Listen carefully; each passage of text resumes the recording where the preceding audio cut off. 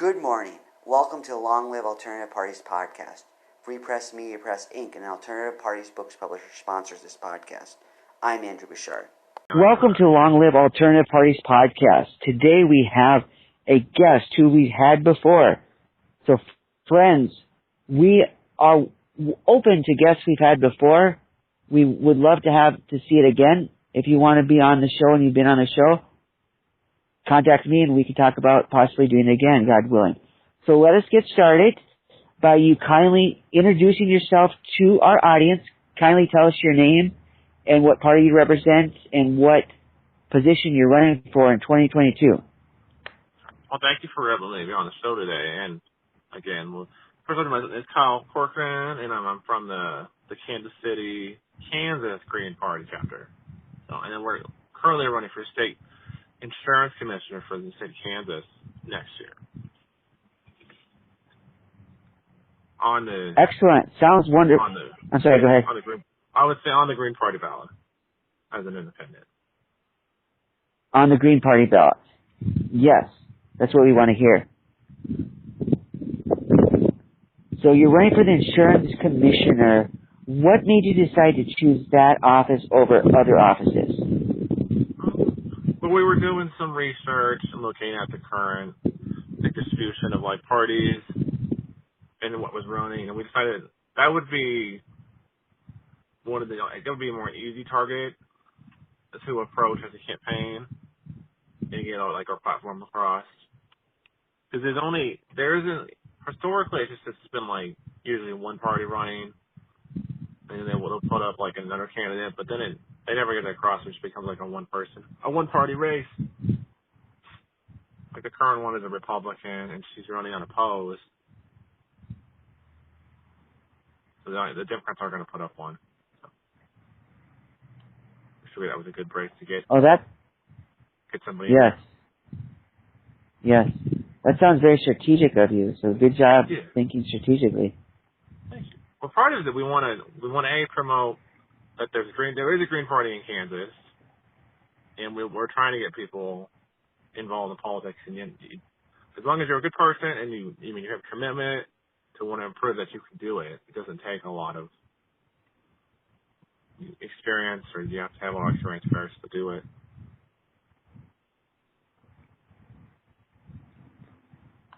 So, what experience do you think? You say that it doesn't require much experience.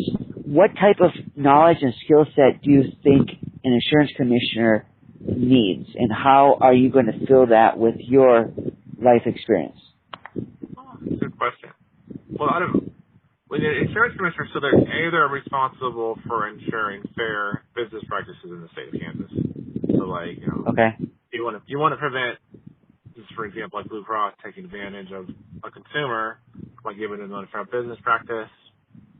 So when they could a premium that's too high and they don't really fulfill their obligations, or and also trying to prevent mergers from insurance companies to prevent monopolies. If an insurance company is going to buy another insurance company, they need permission from the commissioner to do it. So it's really my strength is that I know a little bit about the math involved behind how they calculate insurance premiums, and how that information isn't already public, because it's, at least they're not going to talk about the math in a way that's understandable to someone who doesn't have a background in that already. So the goal is, if I'm commissioner, I can use that experience to make it a little more transparent, so people, they know exactly how it's calculated, and they're not standards of. This is the current one. If you look at her campaign finances, she gets a lot of money from PACs. She has a lot of money from certain insurance groups, and lobbyists are giving her money. The current one is Vicky Smith too. We want I think I had to be a little more objective. I don't know how you can be objective giving that much when you get that much money from certain groups if they're going to pay for your campaign. Sure. And as a Green one, I'm sorry, go ahead. I was saying the experience. That's more like if you're intimidated by running for office, we want to. You can do it, and we can help you, and you can. It shouldn't be a scary thing. It should be something to learn from. Sure.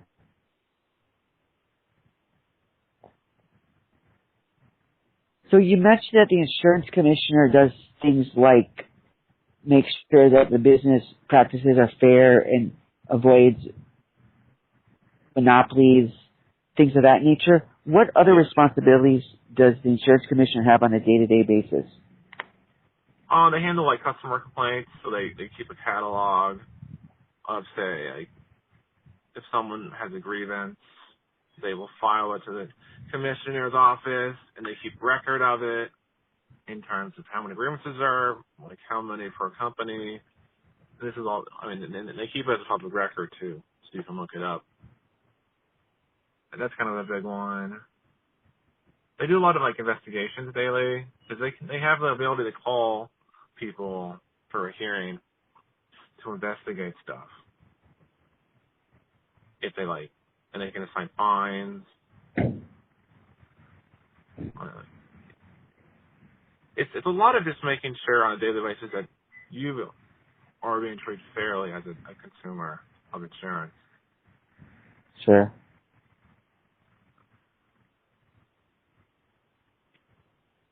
You know, the big one would be like, the complaint one's pretty useful because you can see, you want to give people a resource so they can file a complaint with, so that you can investigate it.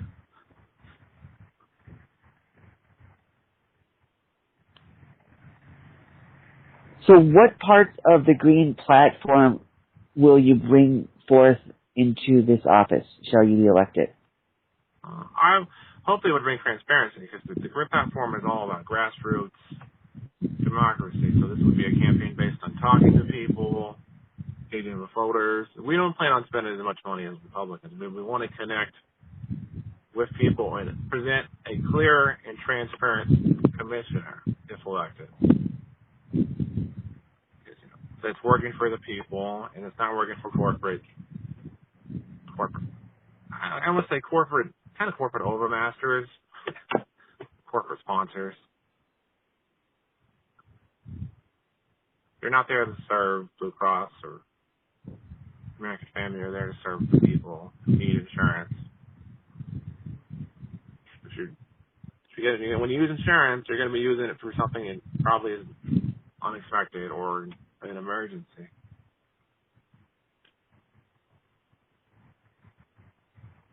Sure. So how will you handle opposition from these big companies that may not like you not acting like a Republican or the Democrats? I think they were just, I think we'll just remind them that this is for the people, and we're not going to take any corporate money for this campaign. So if any money is donated, it will come from individuals who would want to donate or not. Doesn't really matter. Either way. And we would just, it's not about them. I mean, this is about the people, you know, and the people who need insurance, and them being represented, not the companies that sell it. Sure. They might not like that, but I mean, they're just going to have to deal with it.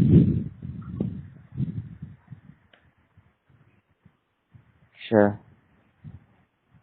Hopefully, so how many, I'm sorry, I cut you off, go ahead. I was saying, hopefully, if we can get them to reform a little bit how they calculate the premiums and how they do the business.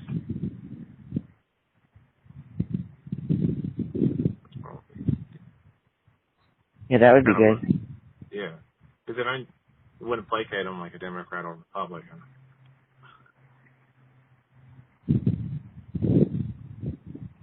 Sure. How long is the term of office? Is it 4 years for insurance commissioner in Kansas? Yeah. Yeah. It's like 4 years. The last one, Vicki Smith, I think she was elected. Current one in 2018. She beat some Democrat.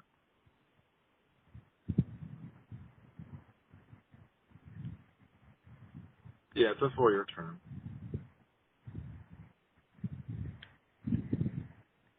And what other offices is the Green Party running in conjunction with this insurance commissioner position as a full ticket? Right now it's just this one. Part of it is that we didn't get enough votes for the official party recognition. So the idea is if we can prove it through an independent nomination successfully, then the state needs to do something about opening the ballot. Sure. Like changing the election notes. I mean, eventually it would be nice if we would run and maybe people for House or the Senate for Kansas for the next couple of years. We possibly might run a school board election race in next year here in Olathe, and then a Senate race in 2024 for the Kansas House, Kansas Senate.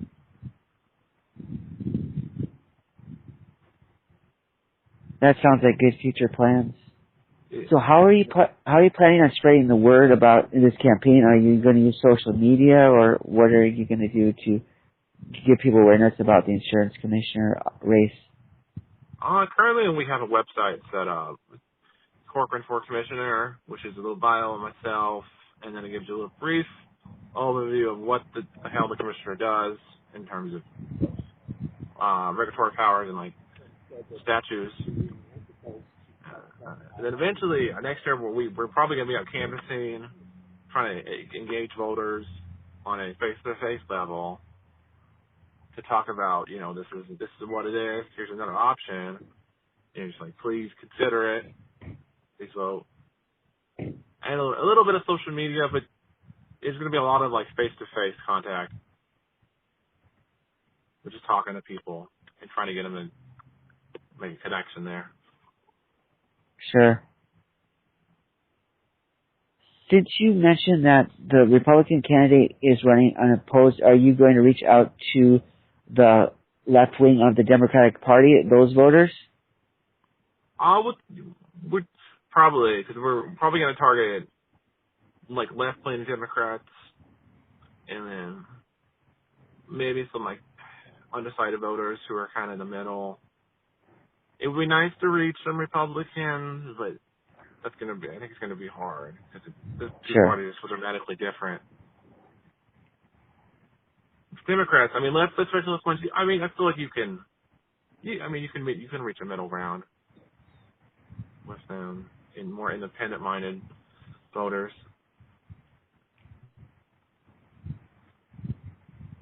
I mean, really anybody who wants just a third option here. Sure. Or just a different perspective.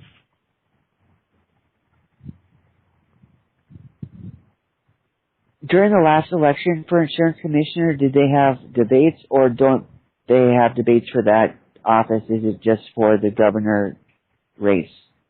This is just for the governor race. Yeah, they did the debates. It wasn't anything. Just because of how it's interesting, you know. So like, there has been an insurance commissioner who became governor in Kansas. Oh my. Yeah, it was. I think it was Kathleen Sevillers was insurance commissioner for a while, and she used it to become governor. Okay. It's interesting that the transition between that position and like moving up. Yeah. Yeah, it's pretty cool. Yeah. It sounds like you're making a... No, sorry. Yeah, it sounds like you're making a good choice in choosing this office, since you said it's before someone ran for insurance commissioner and they became governor. It sounds like it's a good position. Yeah. Well, it seems to be a lot because you get a lot of like regulatory power, and you can hold hearings, and it's a lot of oversight. So I can see it lining up with what a governor does in terms of oversight, like you're ensuring like state government functions properly, overseeing it, regulatory it, that kind of thing.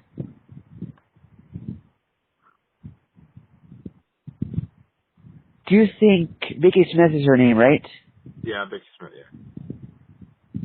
Okay, do you think Vicky Smith is going to address your candidacy, or do you think she's going to ignore it? I think she's going to ignore it. I mean, it'll be nice if I hear from her and she asks me, I get a chance to talk to her, but I doubt she even realizes that the Green Party is a thing.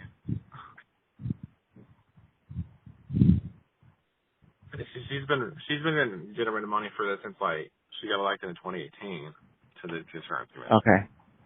So yeah.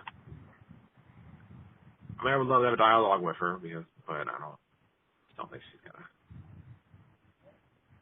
Maybe if we get enough votes up there, and if I get on the primary, then. But I don't think she's gonna ignore it. I believe if that doesn't happen.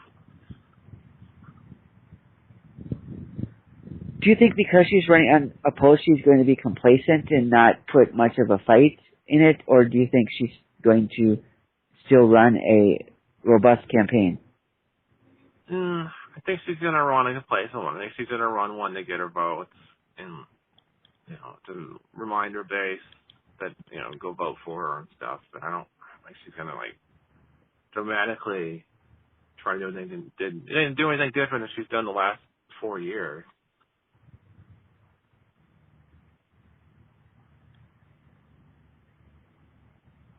So how do the voters view... I'm sorry, go ahead. I don't think there's not a lot of things pushing her to at least to change it or anything.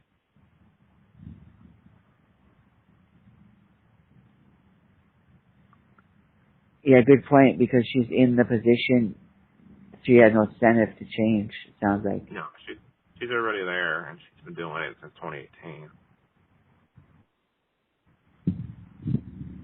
And the legislator, I think, is largely Republican, so.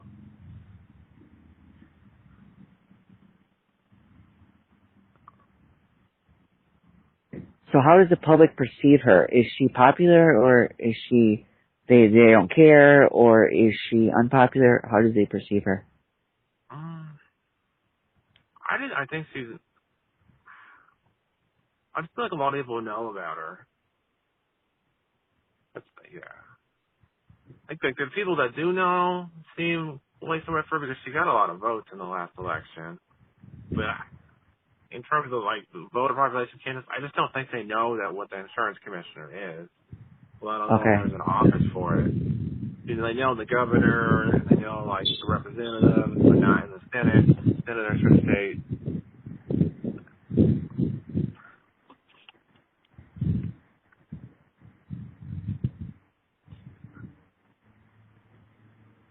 Sure.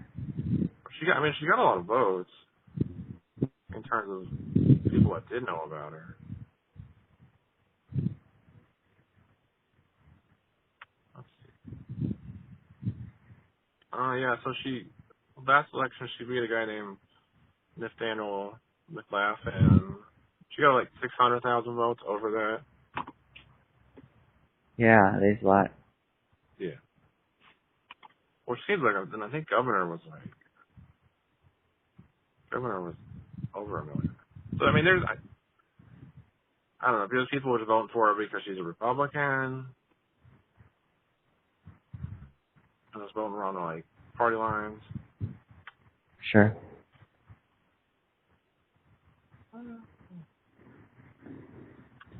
So how many people are in your state? Total? Yes.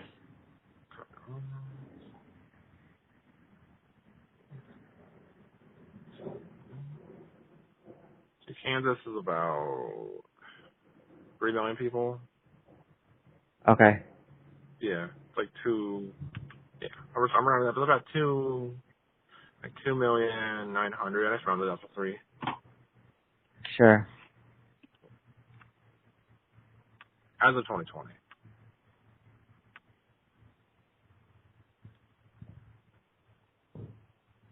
So since you're in... I went to Kansas a long time ago, so I'm trying to picture it in I'm trying to picture where it's located. You're in the center of Kansas, right? Yeah, so like it's closer to like the Missouri border, because like there's Kansas City, Kansas, which is like, and there's Kansas City, Missouri, and they're like right next to each other, just on opposite sides of the border. Sure. Like I'm like right to, like in Johnson County, Kansas, which is just the county right next to the Missouri border. So like Kansas City, Missouri is like 20 minutes just down the highway, and you're in Kansas City, Missouri. Does it get confusing when you're close to the border to know which state you're in? I can be. I think if you haven't spent a lot of time here, but like I've lived here most of my life, so like it's not confusing to me, because I used to work downtown in Kansas City, Missouri, so Okay. like I spent a lot of time down there, and then driving back to Kansas City, Kansas. But no, it's not too bad if you're already here, but it can be if you're visiting, or you're staying for like a few months. I was thinking along the lines of, if you're doing a political campaign, then it would be, although in the grand scheme it would be helpful to get the word out to people if you were canvassing and then the people were from the other state, then that would be unfortunate in a sense, because then they wouldn't be able to vote for you. So is that an issue where if you're maybe in the downtown area canvassing and you're talking to people, you might be talking to people from the other state? Yeah, I mean, sometimes I like to go down to the farmers market in Kansas City, Missouri. You run into people who are from like everywhere, from Kansas, from Missouri, people from like Tennessee down there, Oh, from like, so yeah, it's cool. They come all the way to the market too. It can be, but like everything's so close together. It depends on the location. You got to pick usually you want to pick a location where you want to get a good number of people. sure. And hopefully if you run into somebody from like Kansas City, Missouri, they usually know people from Kansas City, Kansas, and they can spread the word. Okay. Yeah. So it's kind of, just everything is so close and such an easy kind of like driving distance. It's not as bad, 'cause you can spread, I mean, they can talk about it with their friends, or people they know at work or something. Sure. That makes sense.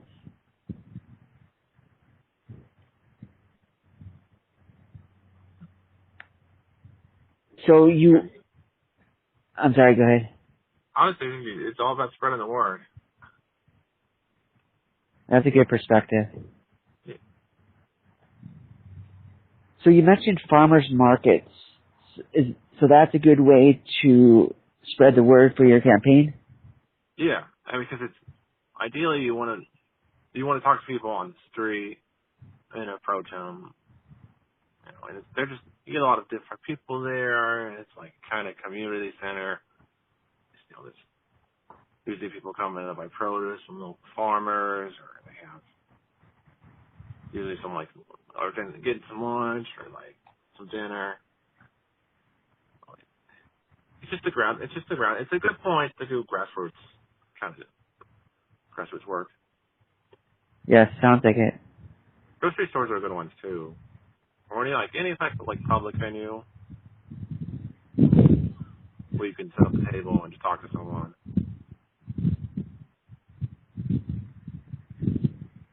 Sure.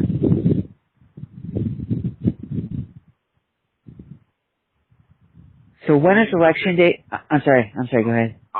You could do like I know the others two do a lot of like phone making to talk to people, which is fine. But we like to prefer to talking to someone in person. I feel like it's more of a connection Yes. than here's a list in a phone making program or NEM or something like that. And that's why the farmers markets and other similar events are good. Yeah, because it's face to face and it's not just someone on the screen. Which, I mean, it works And they sometimes. can see you. It works. So they can see it, yeah.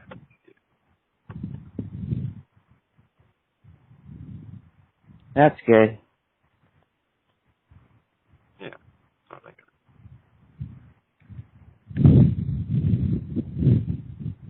So it's almost the end of December as of now. So the election is in about 11 months, Yeah. right? Yeah, it's in August is the primary. August is the primary. So that's the first big deal. Tell us how the primary works in Kansas, because different states have different primary systems. Yeah. Tell us how it works. Okay. So, like, they have the two Republican Democrats, and they can just be put on the ballot because they have party recognition. So, you know, they pay the fees and they're put on the ballot. But as the Green Party did not establish a official political party because we didn't get enough signatures, because that's another story. But anyways, because of that, we have to do an independent nomination.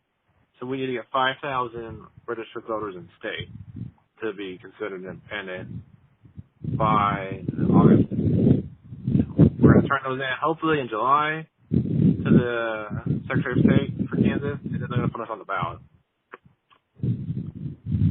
So the next 10 months are going to be just trying to get people to sign this petition.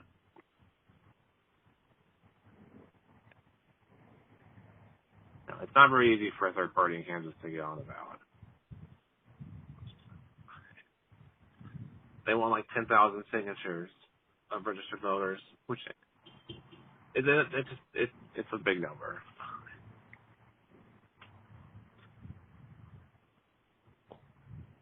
To do. Let's hope somehow you do it. Yeah, I think we can. I mean, we got 25, and that was maybe 10 people just sitting in their free time.